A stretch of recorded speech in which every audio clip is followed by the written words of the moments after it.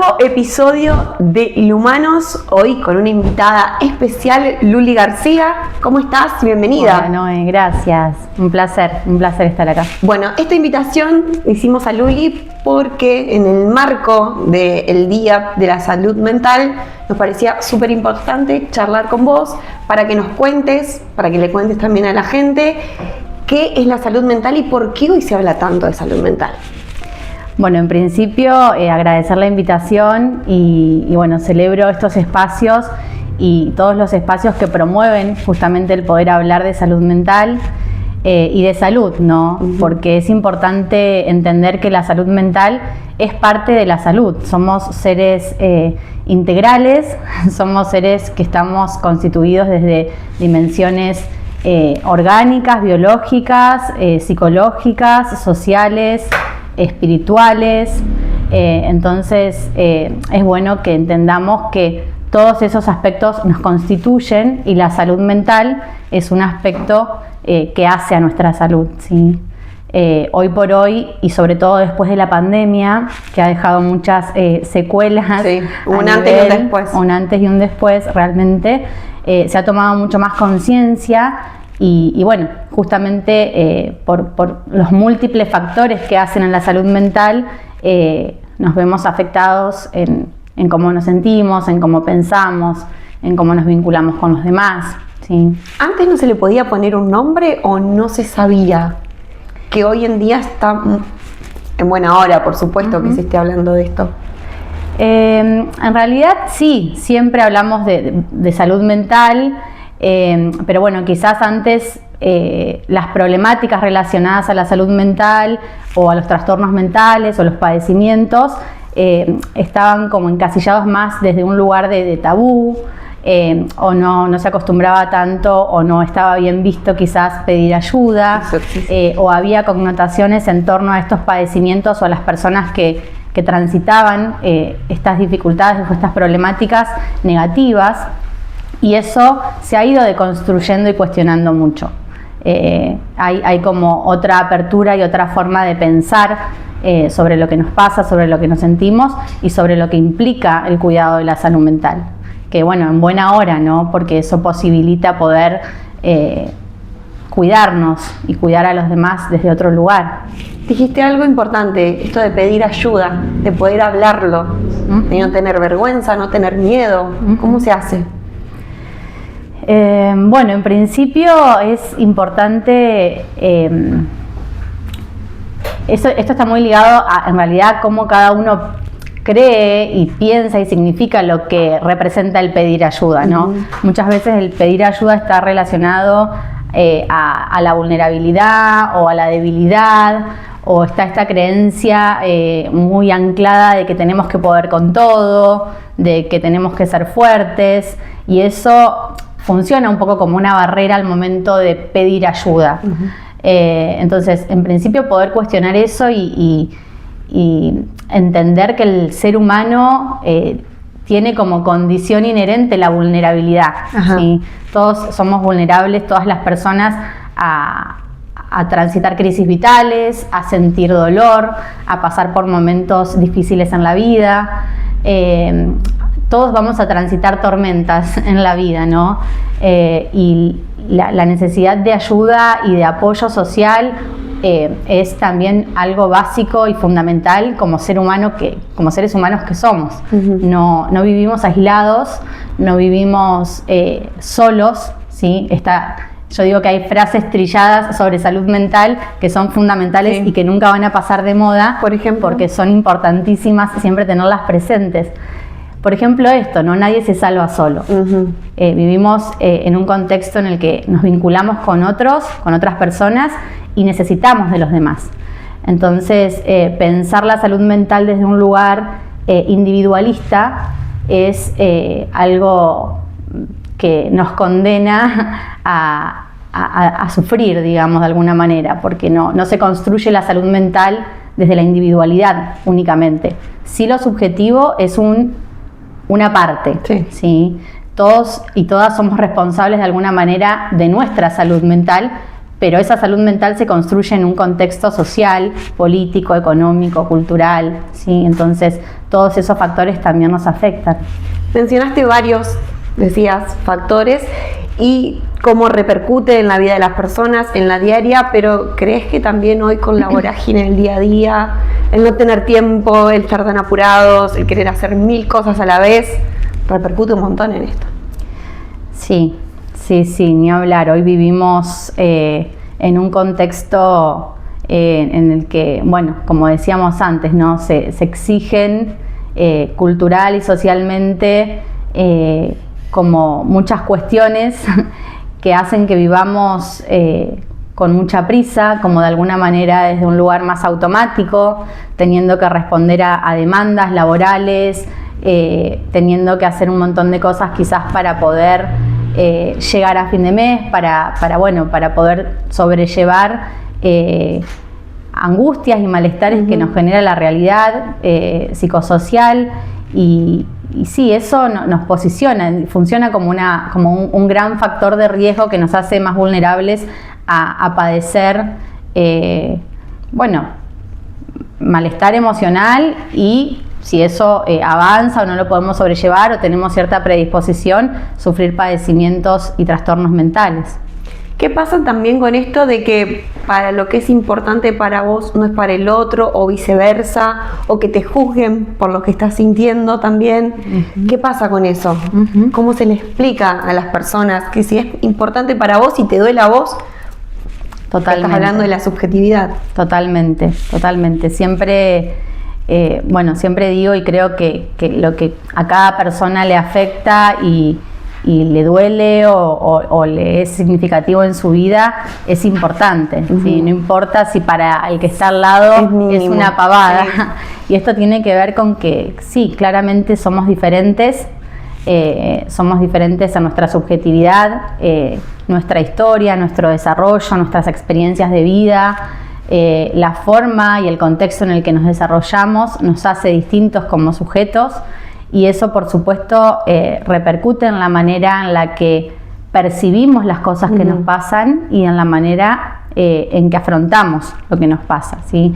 Las situaciones por ahí estresantes que transitamos, esto que vos decís, quizás algo que para mí es súper estresante, para otra persona no lo es, y esto tiene que ver, en principio, con que un estímulo sea estresante según cómo lo leo, cómo lo interpreto, ¿no? O las vivencias que tuviste anteriormente. Exactamente, hay vivencias que pueden haber sido traumáticas para la persona, hay vivencias que pueden haber marcado determinado tipo de reacciones, ¿sí? Que pueden haber afectado en el desarrollo de su personalidad y eso hace a sus modos de afrontamiento.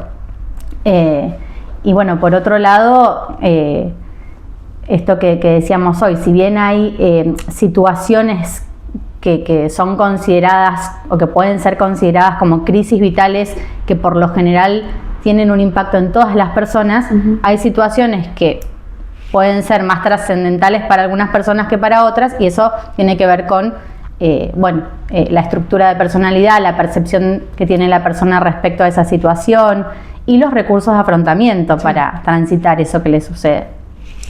Hay una palabra que se escucha todo el tiempo, que se lee todo el tiempo, que es ansiedad. Y hoy la están mencionando muchas personas también. ¿Qué es lo que nos puede decir? ¿Qué es la ansiedad? ¿Por qué se produce?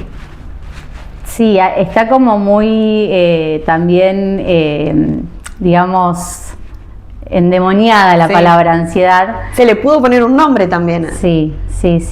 Bueno, eso también es algo a celebrar, ¿no? Porque hablar de salud mental también implica tener más información y entender que mucho de lo que nos pasa no tiene que ver con algo anormal, entre comillas, o patológico, sino que son vivencias esperables dentro del mundo emocional de las personas. La ansiedad es un estado emocional, es un estado que repercute de manera psicológica y fisiológica, ¿sí? Como todas las emociones tiene un impacto dentro del mundo de nuestros pensamientos y dentro de nuestro cuerpo. Y funciona un poco para anticiparnos el peligro, ¿no? Como para... cuando quizás no va a haber peligro tampoco. Exactamente. Tiene mucho de esto la ansiedad, ¿no? Primero que tiene mucho de inespecífico, no está ligada quizás a algo concreto y real, sino que puede tener que ver con cuestiones más del plano de nuestros pensamientos, imaginarias, cuestiones que quizás nos preocupan y nos mantiene como en un estado de alerta que, bueno, nos permite pasar a la acción, digamos, ante eso que consideramos que puede ser peligroso o que puede resultar una amenaza. La ansiedad nos prepara para reaccionar. O no necesariamente peligroso, pero sí algo que nos desafía. Cuando querés algo ya. Eso también es ansiedad.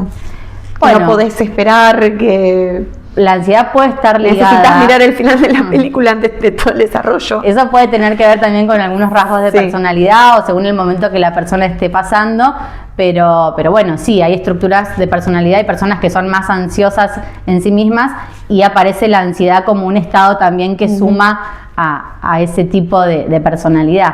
Pero bueno, la ansiedad en sí misma no es mala, no es negativa.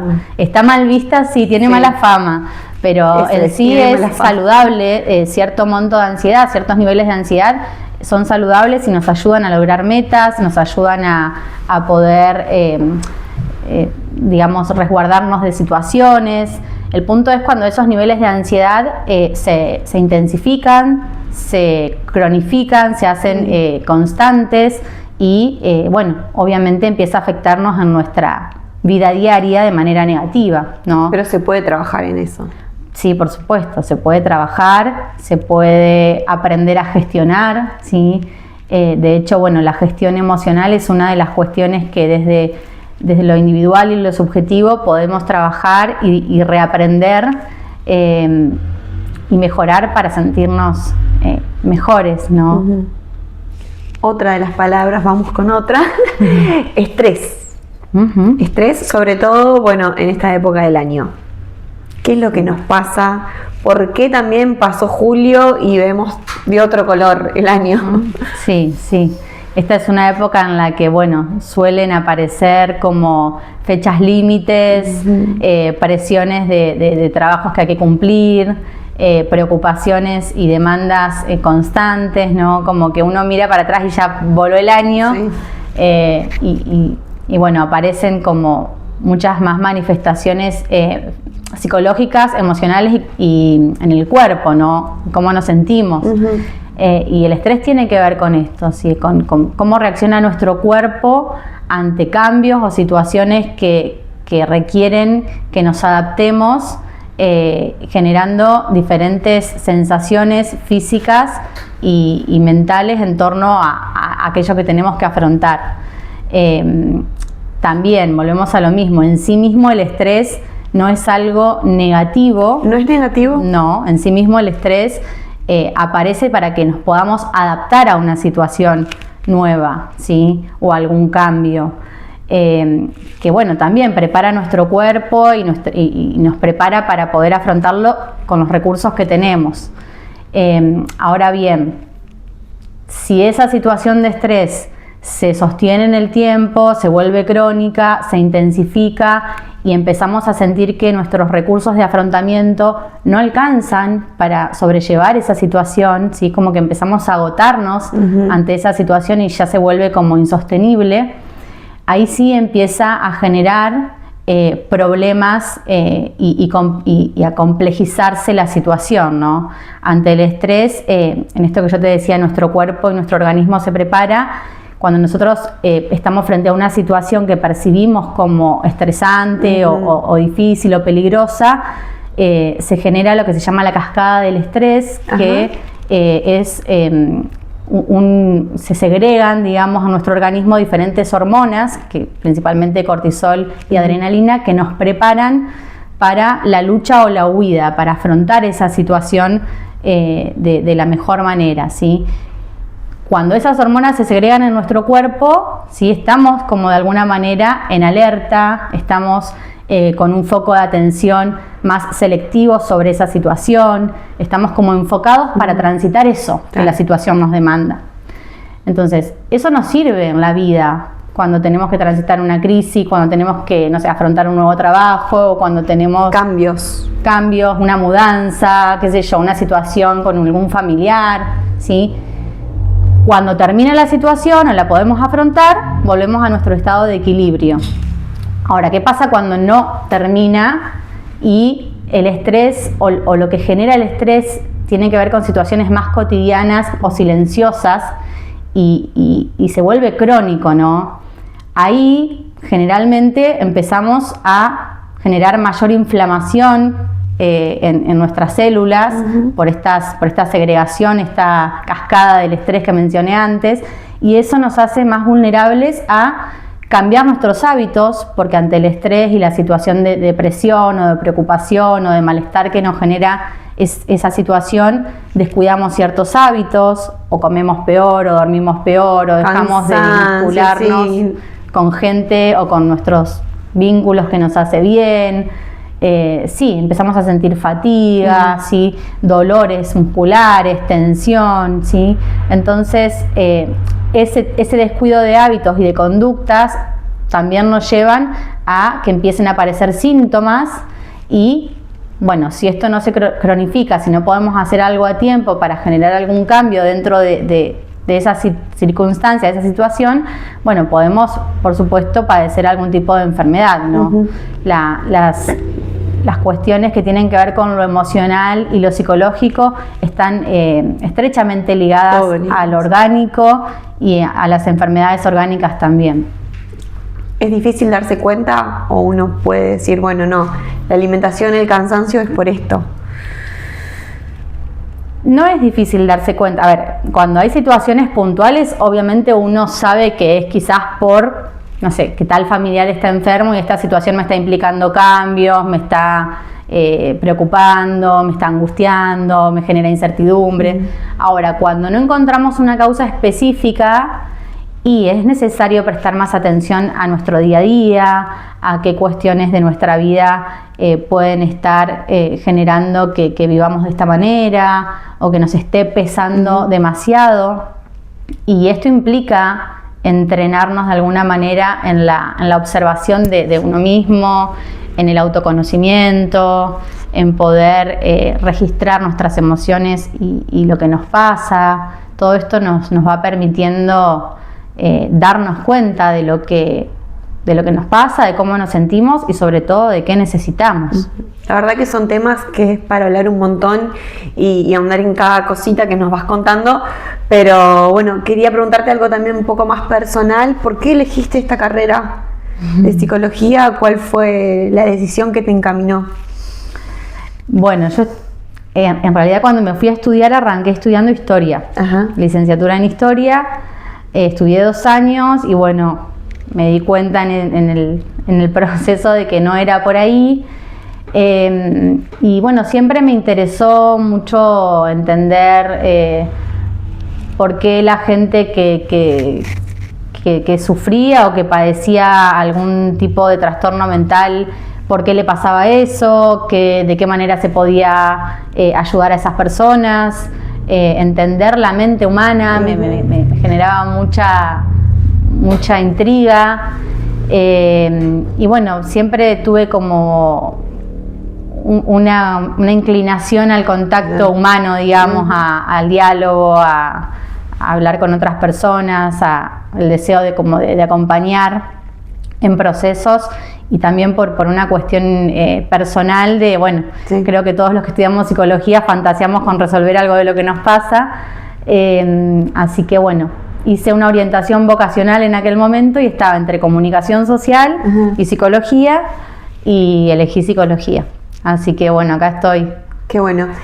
Otra pregunta que te quiero hacer es esto de que cambia de generación en generación, ir a terapia. Habrás escuchado 1000 veces la frase, yo no voy a ir al psicólogo porque no estoy loco. Totalmente. Y no es así esto. Y también tiene que ver en esto, el cambio de generaciones. Algunas personas piensan eso, otros lo van celebrando, lo van entendiendo, descubren que ir a terapia es, bueno, ¿por qué no lo hice antes también? ¿Qué nos puedes decir esto, de esa frase? Sí, totalmente escuchada. Sí. Que se sigue diciendo todavía. Totalmente. Bueno, en principio es válida la decisión de cada persona, pero bueno, sí tiene que ver con una concepción... que se encasilló en eso. En torno, sí, una concepción primero en torno a la figura de la locura, ¿no? Al concepto de la locura, que bueno, ha ido cambiando con el tiempo y con las representaciones sociales y con los cambios sociales que vivimos.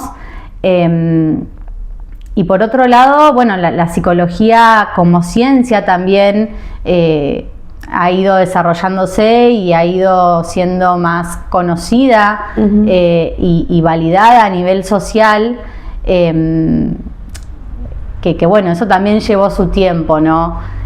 Porque en principio la idea de cura de las personas o de los padecimientos estaba más ligado a la medicina hegemónica, y la psiquiatría y la psicología fueron como teniendo su aceptación sociocultural más tarde, de alguna manera, y eso también fue como bueno, impactando en las representaciones que tenemos.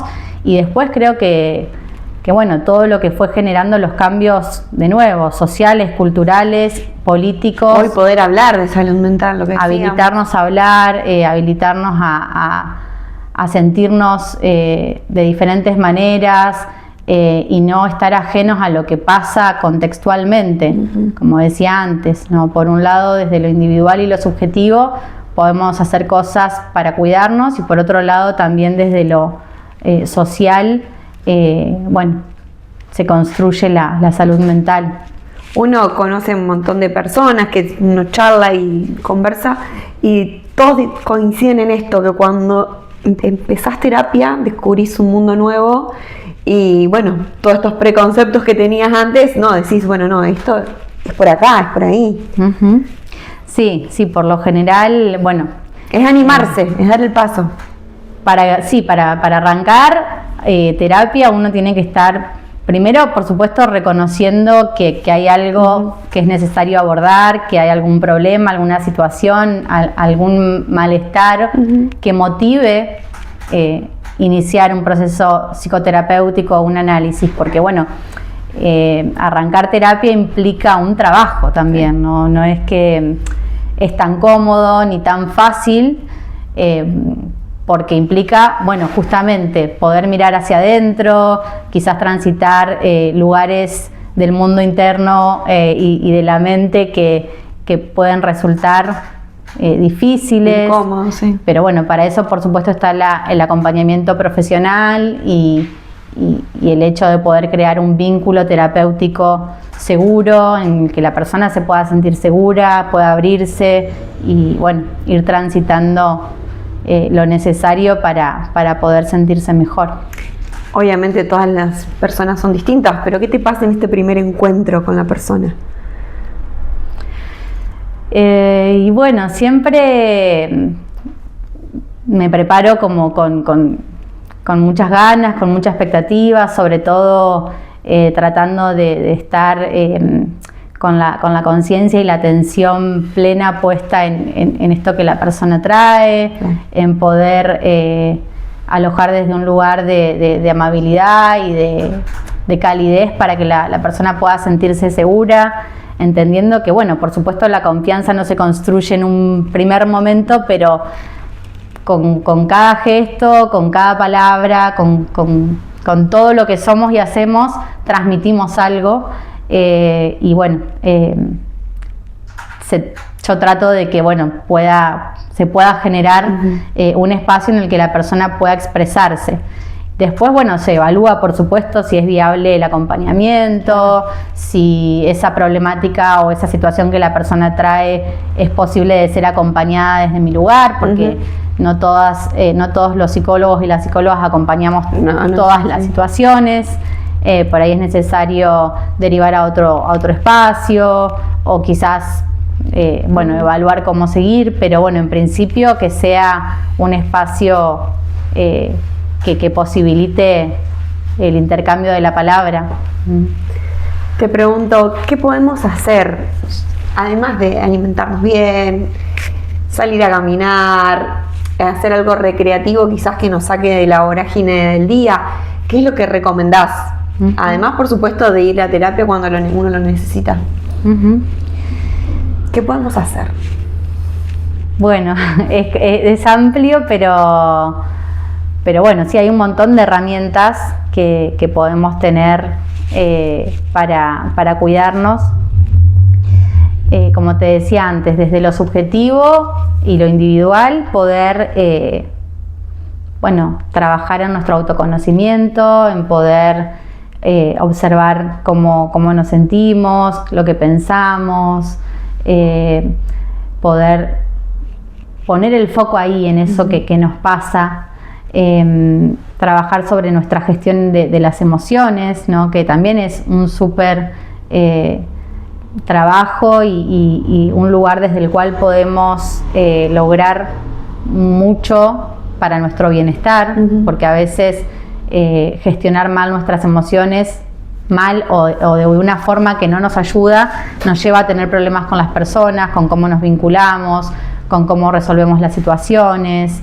Entonces es importante eso, poder registrar nuestras emociones y ver qué hacemos con eso que nos pasa. Buscar llevar adelante hábitos saludables dentro de lo posible o que sean saludables para uno, ¿no? Que tengan sentido.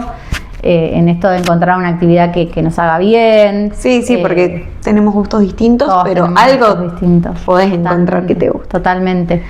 Algo que para mí es fundamental, poder trabajar y revisar el diálogo interno, ¿no? Cómo estamos en relación a la autocrítica, lo que nos decimos a nosotros mismos, cuando nos hablamos, de qué manera nos tratamos, poder revisar eso. Muchas veces hacemos todo bien, pero no mejoramos, y en realidad estamos haciendo y buscando bienestar desde un lugar de mucha exigencia, de mucha autocrítica, que no es compatible con lograr el bienestar. Entonces, poder tratarnos como trataríamos a alguien que queremos, también aplica para hacerlo con nosotros mismos. ¿Y en relacionarte con los demás? Y en relacionarte con los demás, si eso influye, sí, 100%.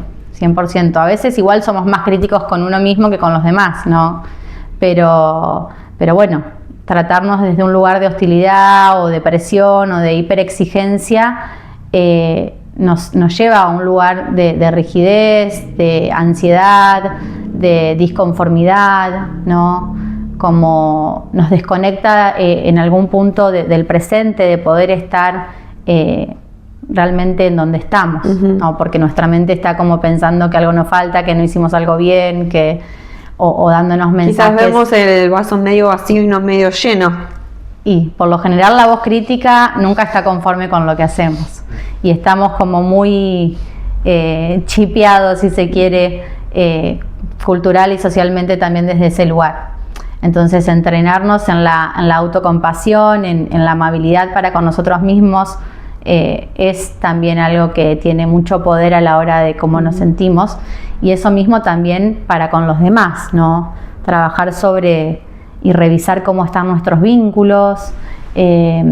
Algo que nos regula mucho a nivel emocional es el vínculo con las demás personas. Claro. Nos corregulamos estando con otros, y eso hace algo que tiene mucho poder, porque estar con otras personas con las cuales nos sentimos queridas, validados, a salvo, nos genera un estado de calma y de seguridad que es difícil conseguir en otros estados o lugares, y que hoy está como bastante amenazado por la virtualidad y por los dispositivos tecnológicos, que si bien nos generan una ilusión de que estamos conectados, en realidad desde la presencia humana nos desconectan un montón.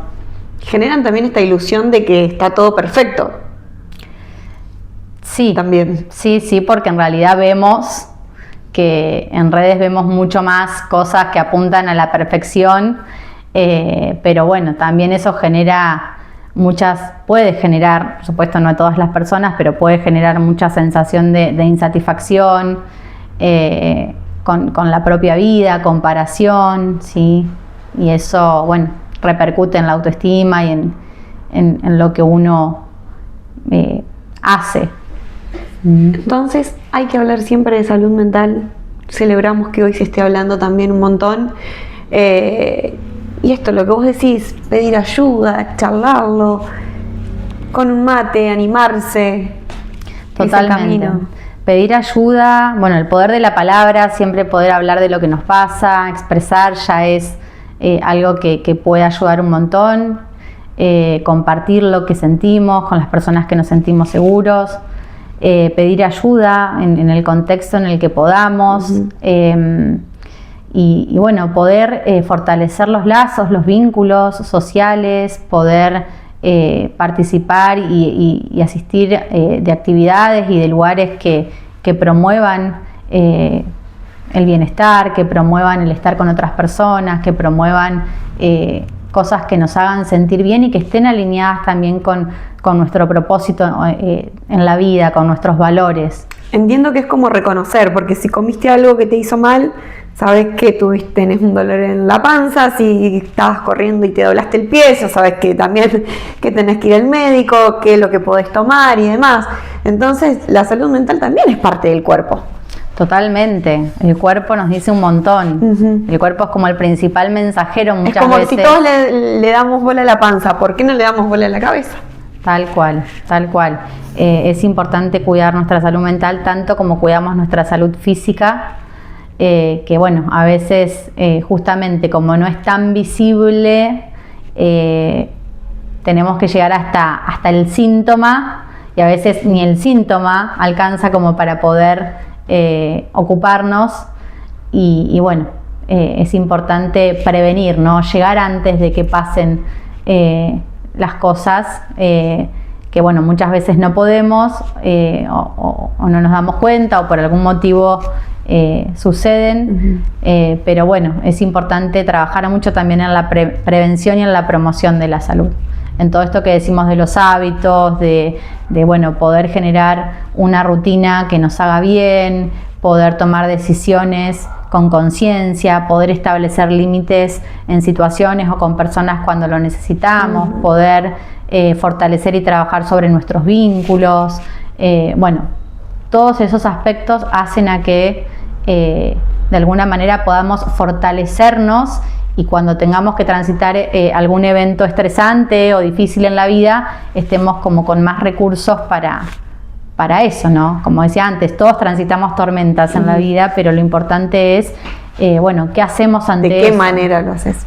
Claro, no evitar el conflicto, no evitar las situaciones difíciles, ni siquiera las emociones que percibimos como negativas, sino, bueno, afrontarlas de la mejor manera posible, siempre pidiendo ayuda, apoyándonos en nuestros vínculos y bueno, tratando de que pueda ser algo constructivo para nosotros. Gracias, Luli, un placer. Gracias a vos, Noé. Nos encantó cómo nos explicaste todo de la manera que lo hiciste. Gracias. Así que muchísimas gracias por participar de Humanos. Muchas gracias, un placer.